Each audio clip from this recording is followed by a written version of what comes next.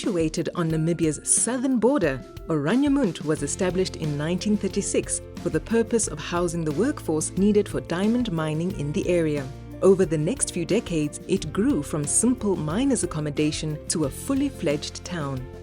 Jasper House was built to accommodate the town's first mine manager, and much of the original structure remains in place today. In 1989, the building was opened to the public as a heritage center called the Jasper House Museum.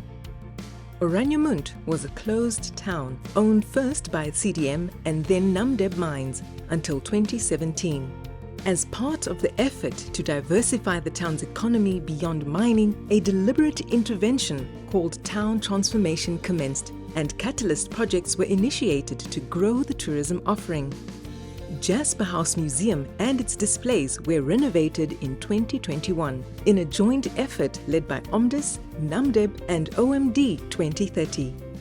Through the efforts of community volunteers, the museum collection grew rapidly to more than 4,000 objects, and there certainly is a lot worth collecting, studying and celebrating in Oranjemund and its surroundings. The displays cover a wide range of topics, including the social, mining and natural history of the area. Situated in the Tau Tribe National Park, previously known as the Sperrgebiet, Oranjemund is on the doorstep of an incredible array of fauna, flora, geological features, archaeological marvels and paleontological discoveries. We all know how hard it is to move through a museum filled with fascinating objects while remembering not to touch.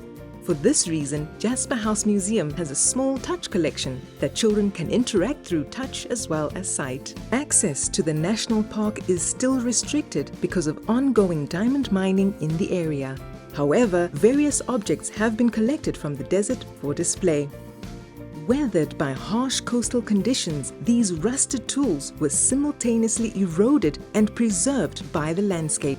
Over the last century, this area of the country has mostly been inhabited by mine workers, starting in the German colonial period all the way through the South African occupation and ending with an independent Namibia.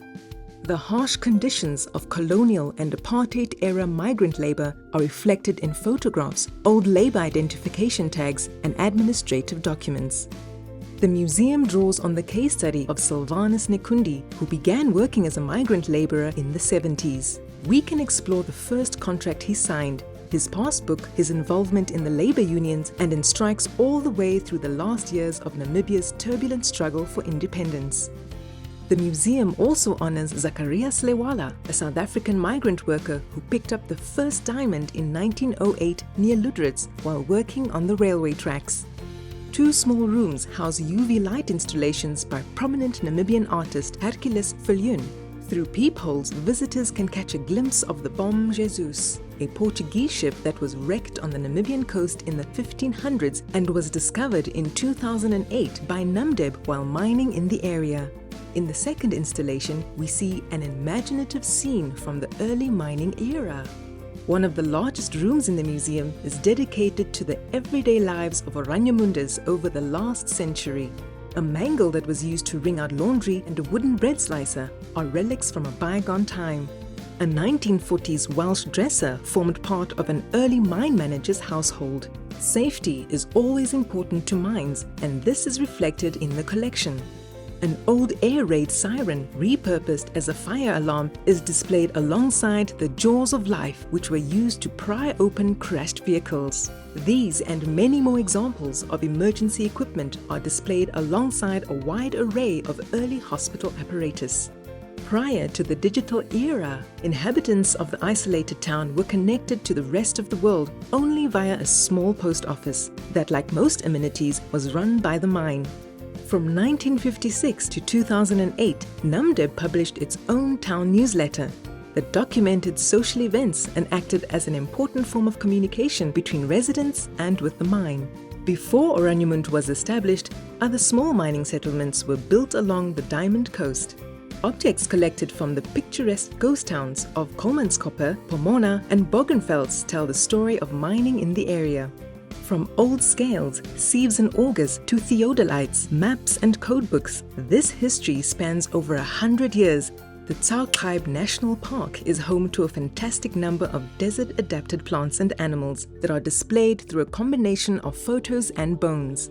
The national park is also famous for its fossils, which date back millions of years, and Jasper House Museum is proud to hold over 230 specimens in its collection. The museum also holds almost 500 mineral and rock specimens in its geology section, with samples from the national park as well as other local mines.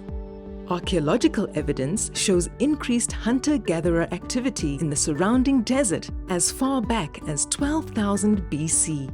Jasper House Museum doesn't only want to celebrate the past, but also the present and the future. The second last room of the museum has a section for community members to add their thoughts, drawings and pictures. It focuses on events and sustainability initiatives currently taking place in the town, alongside aerial photographs of Oranjemund then and now. Last but not least, an artwork by Namibian artist Saima Ita was carved from a tree trunk found at the nearby Hohenfels eucalyptus forest and pays homage to the Bom Jesus shipwreck.